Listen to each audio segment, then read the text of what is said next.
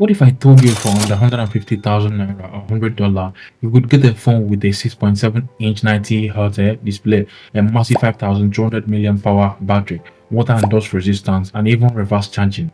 Sounds like a dream, right? Well, this phone just dropped, and today I'm going to show you exactly what this particular phone is made of. Hey everyone, welcome back to TechByNazom, where we dig deep down into the specs, performance, and value of budget and mid-range tech, so you don't waste your hard-earned money. If you are new here, consider subscribing and joining the tech family. So today we are reviewing a budget smartphone called itel City 100. It's clearly aimed at people who need a reliable daily driver without all the flashy extras. But how does it really hold up in real-world use? Let's break it down. So let's start with a quick unboxing. Inside the box, you will find the phone itself wrapped in a protective film. Of course, an 18-watt charging brick, a USB Type-C cable, a SIM injector tool, and surprisingly, a transparent TPU case. 8 phones here, but for the price, we are not complaining. I like that they included a case especially for new users who might not have one already. It's a basic unboxing experience, but they have covered the essential, which is good to see in this particular price range. The design is probably the first thing that surprised me. It's got a larger frame, 167.7mm tall and 77.5mm wide, but it doesn't feel too chunky. At 7.7mm thick, it's actually quite slim for a phone with 5,200 milliamp power battery inside. It's made of plastic all around, but the finish doesn't feel cheap. I reviewed the pure titanium color, which has a slightly metallic texture. It hides fingerprints well and feels nice in the hand, and it also comes in navy blue and fairy purple for those who want more color options. Now here's the kicker: it has an IP64 rating, meaning it's a dust tight and protected from water splashes. It's also drop resistant up to 1.5 meters. That's impressive. It shows they thought about the durability and the functionality very well. On the front, you are greeted by a large 6.7-inch IPS-CD panel. It's a 720 by 1600 resolution with a 20 by 9 aspect ratio, giving you about 260 pixels per inch. It is sharp, not exactly, but for a casual media consumption, YouTube or social media, it goes the job done. What really makes a difference is the 90Hz refresh rate. It is noticeable, smoother than 60Hz when scrolling through apps or the web, and for a budget phone, that's a great touch. Also, it peaks at 700 nits in HBM mode. That's enough to use comfortably in sunlight. This phone runs Android 14 OS version 14.5 laid on top. It's a pretty clean experience, no major bloatware aside from the usual few pre-installed apps which you can uninstall.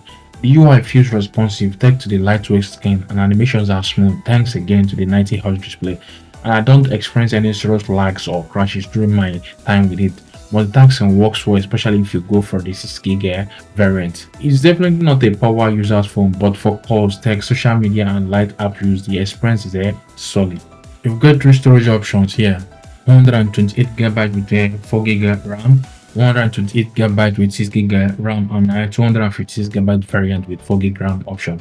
All versions support microSD card, which is crucial if you like downloading videos or taking lots of photos.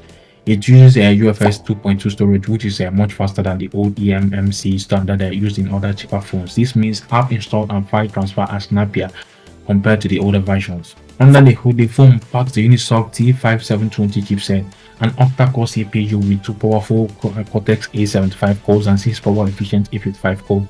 It is built on 6nm process, which helps with both performance and battery life. For casual tasks, the phone does just fine. Web browsing, messaging, and watching videos, and switching between a few apps all work smoothly. The Mali G57 GPU won't win any gaming awards, but lighter tasks like Subway surfing or even PUBG Lite are playable on low settings.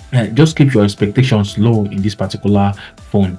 It is not a gaming phone, but it's reliable for everyday use. Let's talk about camera. On the back, there's a single 13MP sensor with LED flash. It supports HDR and panorama, and honestly, the image quality in daylight is decent. You get acceptable sharpness and color, especially for social media posts.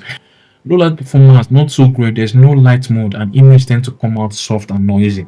But again, it's a budget device. You will still get usable shot if there's enough light. The front camera is 8MP. It's okay for the selfie and video calls, though there's a bit of smoothing going on there. Both front and back can record video. The resolution details weren't so obvious, like it's about 1080p mark. Stabilization is basic, but for casual use, it works very fantastic. Here is where the phone really delivers. Battery life. That 5200 milliamp power cell easily lasts a full day, even with moderate to heavy use. I was getting around 8 to 9 hours of a screen on time, and that's with 90 Hz refresh rate turned on. It charges via USB Type-C with a 18 wired charging, not blazing fast. A full charging takes a little bit over 2 hours, but it's acceptable. It also gets reverse wireless charging, so you can use up your phone, earbuds, or another phone in a pinch. Pretty neat, and I love it very well. Now for the pack we have been waiting for, the price. This phone is available around $100. That's roughly under 120,000 naira, depending on where you are buying it. It's easily one of the most affordable smartphones that still feels like a proper smartphone in 2025. For students, first-time smartphone users, or anyone looking for a backup device, this is a no-brainer. At this price, you are getting a real value for your money. So what's the final verdict? This phone isn't trying to compete with the latest flagship or even mid-rangers.